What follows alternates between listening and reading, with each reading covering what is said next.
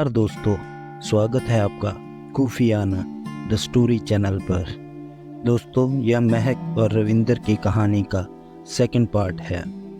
अब रविंदर को इंतज़ार था शाम होने का, जब महक उसके घर खेलने आएगी।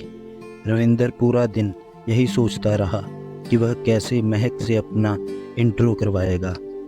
किसी तरह दिन बीता और शाम के 5:15 के बीच महक, उसका भाई और उसके मम्मा हमारे घर आए। तभी महक ने रविंदर और चाचा चाची को नमस्ते बुलाई। तभी रविंदर ने भी महक की मम्मा के पांव छूकर आशीर्वाद लिया। तभी महक की मम्मा ने चाची से पूछा कि ये कौन है। तो चाची ने बताया कि ये मेरा भतीजा है, इसने 10th के एग्ज़ाम्स दिए हैं और छुट्टियां बिताने यहाँ आया है। महक का भाई बोला कि हम सब खेलें अब, और इसी के साथ ही हम सब पुगाटा करने लगे। पुगाटा करने के बाद सबसे पहले टर्न आई महक की।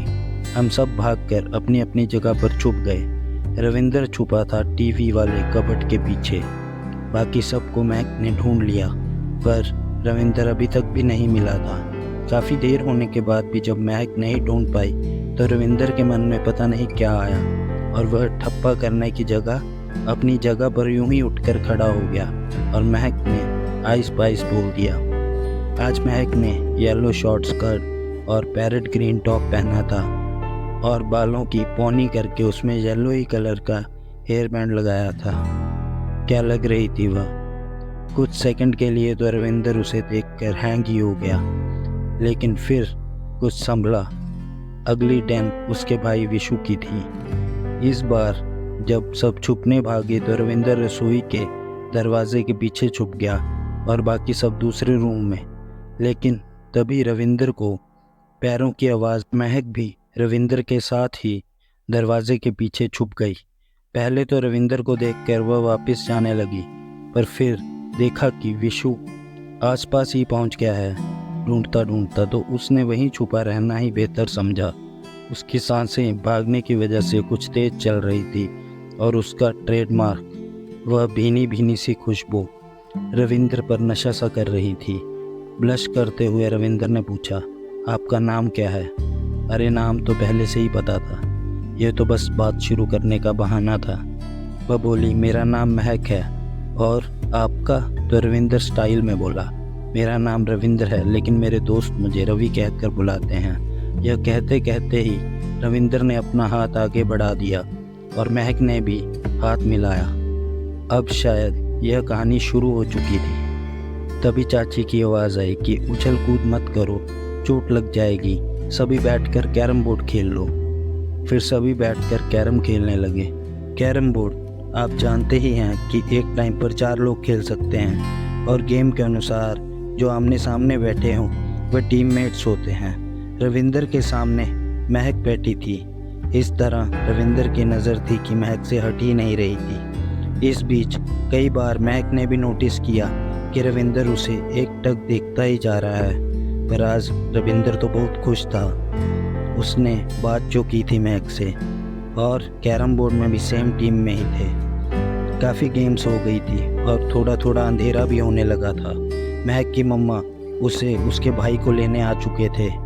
जाते टाइम महक ने कहा, कल आप सब हमारे घर खेलने आना। अब समय था खाना खाकर सोने का। सौरभ और रविंदर उसी सेम रूम में सोने के लिए चले गए और सौरभ बोला, आज तो भाई आपने बहुत तरक्की कर ली, एक ही टीम में, ओहो। यह कहकर रविंदर की टांग खींचने लगा।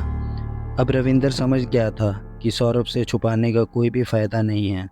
उसके साथ फ्रैंक रहकर शायद उसकी कोई मदद ही मिल जाए।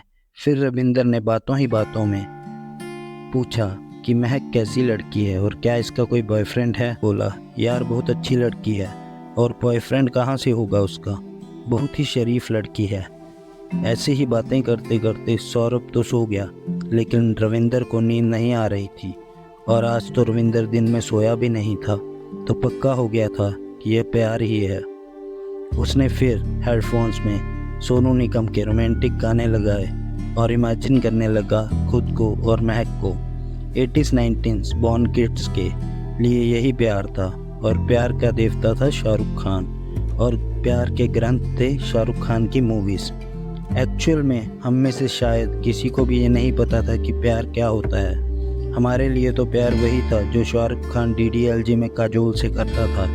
बड़ी अजीब बात है, हमने तो कभी सोचा ही नहीं था कि एक्चुअल में अजीब बात है, हमने तो कभी सोचा भी नहीं था कि हमें एक्चुअल में फ़ील क्या हो रहा है। जेन ज़ी तो इन मामलों में बहुत आगे है। हम तो सेक्स को पाप मानने वाली जनरेशन में से थे। चलो खुद को और महक को माउंटेन्स में रोमांटिक गाना गाते इमेजिन करते करते ही रविंदर गाड़ी में सुबह 6:30 का अलार्म लगाकर सो गया, क्योंकि सुबह महक को स्कूल जाते जाते भी देखना था। सुबह हुई, 6:30 बजे उठकर मुंह धोकर आज छत पर चढ़ने की जगह रविंदर गली में ही सैर करने के लिए निकल पड़ा। करीब से देखने का मज़ा ही कुछ और था, और वह भीनी भीनी खुशबू जो जहन में बस चुकी थी। अभी 6:45 हुए थे और यह इंतज़ार बहुत ही लंबा लग रहा था। रविंदर की लाइफ के सबसे लंबे 15 मिनट थे।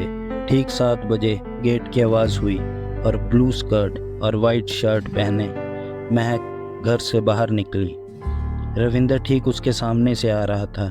तभी महक ने उसे हेलो बोला।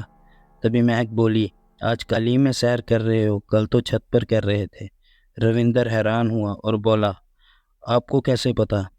तो महक बोली, कल जब मैं स्कूल बस का वेट कर रही थी तो आप छत पर सैर कर रहे थे। यही बातें करते करते दोनों साथ साथ ही स्कूल बस स्टॉप की तरफ चलने लगे।